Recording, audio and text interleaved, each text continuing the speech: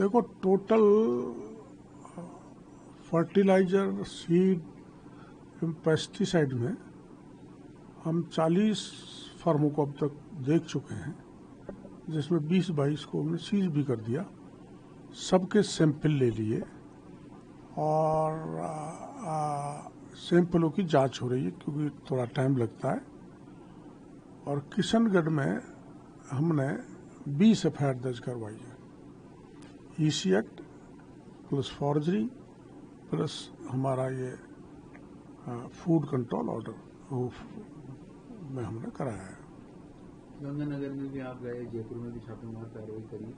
राजस्थान में सरकार आपके बने, हमारे यहाँ से फर्टिलाइजर देश के 16 स्टेट्स में जा रहा है, जिसको हम नकली कह रहे हैं। तो इसको लेकर मध्य प्रदेश में 4 दिन पहले एक ट्रक पकड़ा वहाँ के अधिकारियों ने, पुलिस ने, उसमें पूरी तरह से नकली जिप्सम था जो वहाँ बेचने जा रहा था। तो वहाँ से एक किसान का फ़ोन मेरे पास आया कि साहब हम बच गए, ये तो सब नकली आ रहा है। शायद वो खरगोन थाने पर उस ट्रक को जब्त किया। तो पूरे देश के उन राज्यों में जहाँ ज़्यादा फर्टिलाइजर यूज़ किया जाता है और जहाँ घटिया दिया जाता है, उनको हमने सभी राज्य को सचेत भी कर दिया, पत्र भी लिख दिया। तकरीबन कितने ऐसे राज्य थे जिनको पत्र लिखा है? 16 राज्यों को। डॉक्टर साहब, इस पूरे मामले में कहीं न कहीं विभाग की कार्यशैली पर भी सवाल उठ रहा है, क्योंकि मंत्री को खुद को फील्ड में आकर छापेमार कार्रवाई करना पड़ रही है। और छापेमार कार्रवाई में वो तमाम फैक्ट्रियों में नकली खाद बनना ये सामने आ रहा है। कुछ अधिकारियों पे कार्रवाई भी हुई। तकरीबन कितने अधिकारियों पे कार्रवाई हुई और क्या लगता है आपको कि विभाग में कार्रवाई की तरह? टोटल 12 अधिकारियों पे कार्रवाई हुई। एक 8 तो उसमें जो किशनगढ़ में कार्रवाई के लिए भेजा था, उन्होंने कार्रवाई गोलमोल कर दी। 9 तो वो हैं और 3 वो लोग हैं जो जयपुर में एक जगह छापा मारना था, वो इंस्पेक्टर स्विच ऑफ करके बैठ गए। तो जेडी को छापा मारना पड़ा, बड़ी दिक्कत आई। तो इस ढंग से हमने 12 लोगों को सस्पेंड कर दिया है।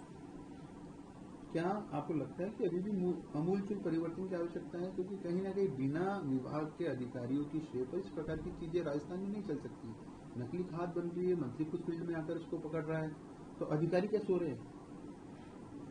ऐसा तो नहीं है, सैंपलिंग तो होती है लेकिन कम मात्रा में होती है। अब हमने कह दिया है एग्रीकल्चर के ऑफिसर्स को अधिक से अधिक सैंपलिंग करें, चाहे प्राइवेट पार्टी हो, चाहे वो एमएनसी हो, मतलब मल्टीनेशनल कंपनी, सबके सैंपल लें।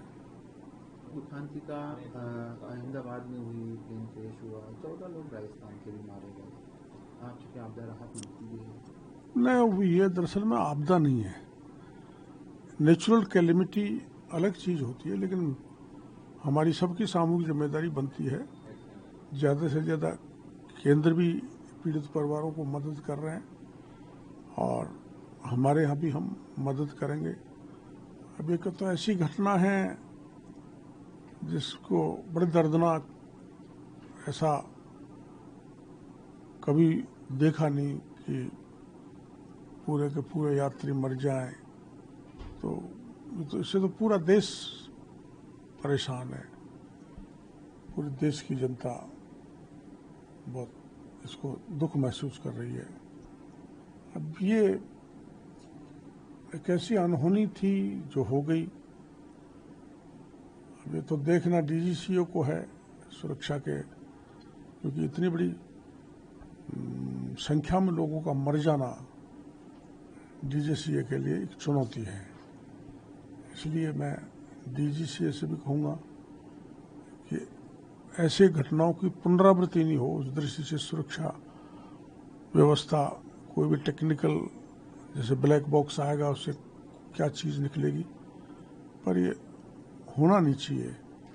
और मैं जितने भी लोग मरे हैं वो उनके परिवारों को मैं यही निवेदन करना चाहूँगा आपके चैनल के थ्रू कि वो ईश्वर का फैसला है, धैर्य धारण करें और इसमें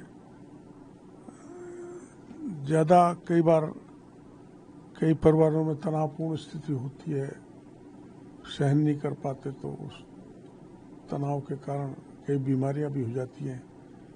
इसलिए मैं तो यही कहूँगा कि धीरज धारण करें, हिम्मत रखें, उनके दुख के साथ पूरा देश खड़ा है, हमारी पार्टी खड़ी है, प्रधानमंत्री जी खड़े हैं, हम खड़े हैं।